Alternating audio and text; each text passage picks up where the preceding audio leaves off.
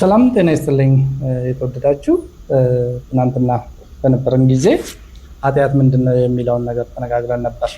ባጭሩ ኃጢአት ማለት ዓላማን ወይም ግብን መሳት ነው አለ። የኃጢአትን ዴፊኒሽን ሳናውቅ ወደ እንትን መግባት ስለማንችል ማለት ነው ወደ ድነት ወይም ደግሞ ወደ እግዚአብሔር እርቅ መግባት ስለማንችል ከእግዚአብሔር ጋር ያጣላንን ወይም ከእግዚአብሔር ጋር ያለያየንን ሞትን የፈጠረብንን ነገር በደንብ ማወቅ መቻል አለብን። ኃጢአት ማለት ምን ማለት ነው አለን? ዓላማን ወይም ግብን መሳት ነው።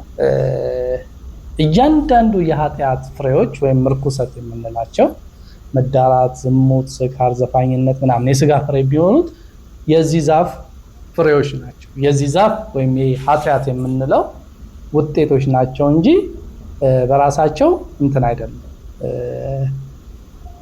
በአንዱ ኃጢአት ምክንያት ነው የኃጢአትን ፍሬ የምናፈራው። ስለዚህ ዓላማችንን መሳታችን ወይም ግባችንን መሳታችን ለነዚህ ሁሉ ኃጢአቶች ምክንያት ነው ብለን ተነጋግረናል ትናንትና። ከዛ የኃጢአት ሞት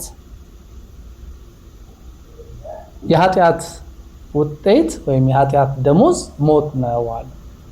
የኃጢአት ደሞዝ ሞት ነው ስንል ምን ማለታችን ነው? ኃጢአት ከእግዚአብሔር ይለያል ማለታችን ነው ባጭሩ።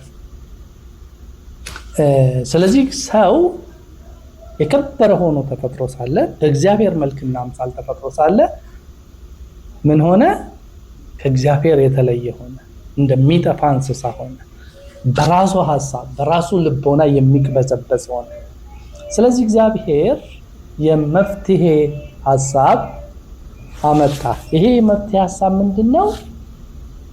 ቃል ኪዳን ወይም ኮቨናንት ነው። ቃል ኪዳን ማለት ምን ማለት ነው? በሁለት ሰዎች የሚደረግ ቃሉ ከተጠበቀ ሽልማት ያለው፣ ቃሉ ካልተጠበቀ ደግሞ ውጤት ያለው ስምምነት ነው። ስለዚህ እግዚአብሔር የመጀመሪያውን ኪዳን ከሴቲቱ ጋር በኤደን ገነት ገባ።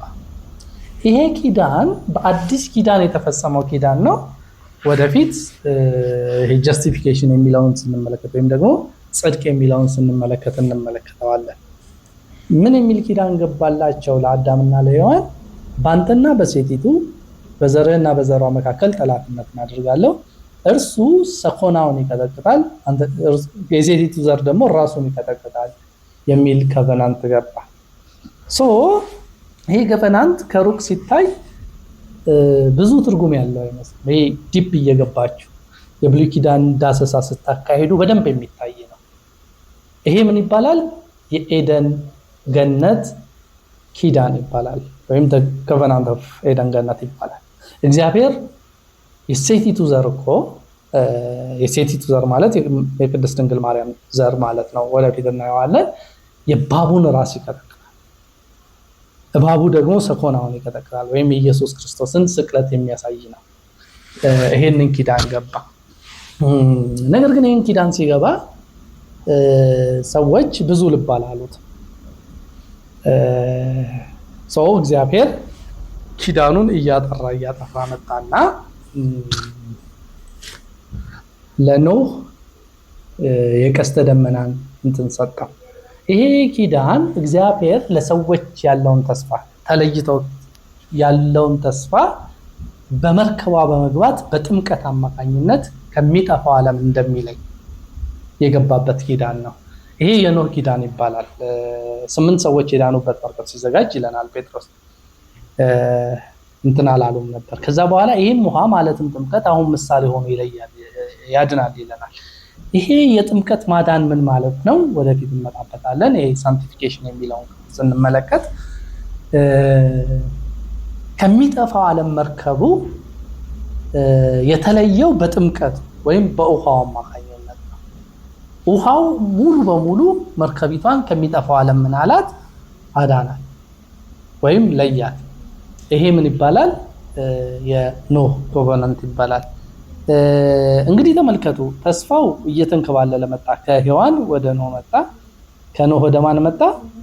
ወደ አብርሃም መጣ። አብርሃምን ምን አለው? በዘርህ የምድር አሕዛብ ሁሉ ምን ይላሉ? ይባረካሉ አለ።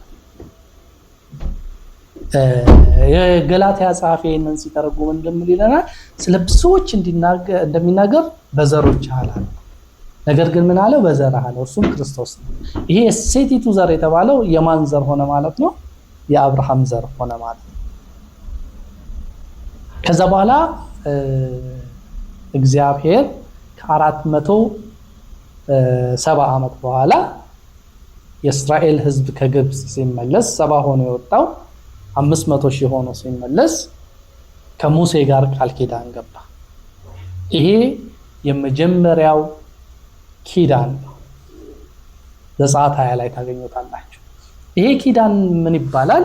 አሮጌው ኪዳን ይባላል። አሮጌው ኪዳን የተባለው እስራኤል ስላፈረሰው ነው። እናንተ እኔም ብቻ ታመልካላችሁ፣ እኔም የእናንተ አምላክ ሆናለሁ፣ የካህናት ሕዝብ ትሆኑኛላችሁ አላቸው። የእግዚአብሔር ዓላማ ምንድን ነበረ? ይሄ ካህናት ሕዝብ ሰውን እየመለሰ ይባርክ ዘንድ ነበረ፣ ወደ ኪዳኑ ያስገባ ነበረ።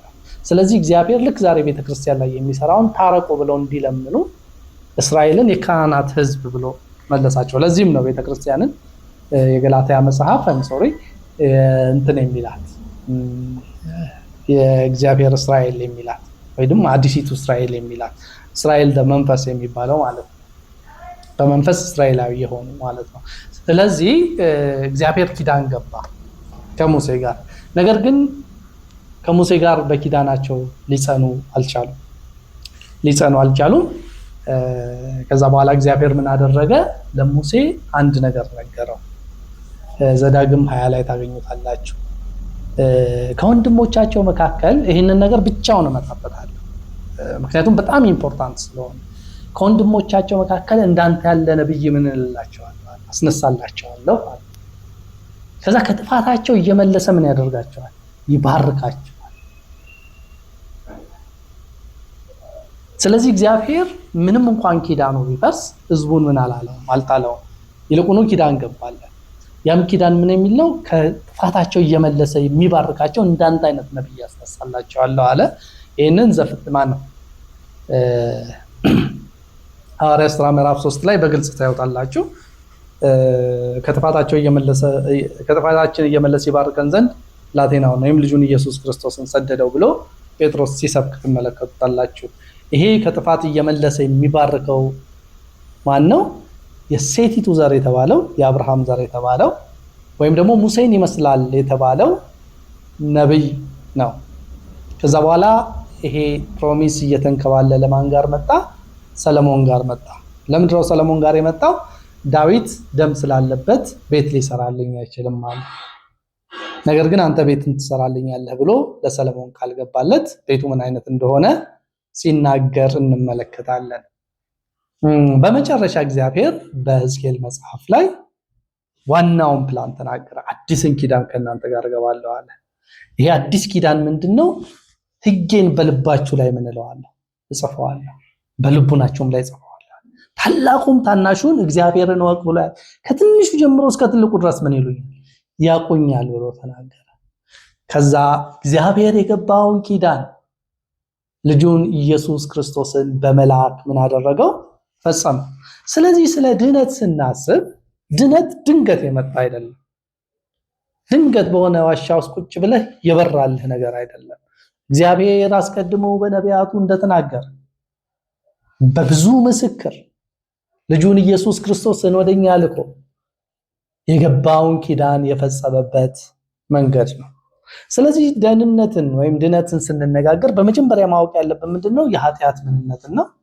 ከዚያ የኃጢአት ደሞዝን ነው። ከዛ በኋላ እግዚአብሔር ይህንን ለመፍታት የሄደበትን መንገድ ነው።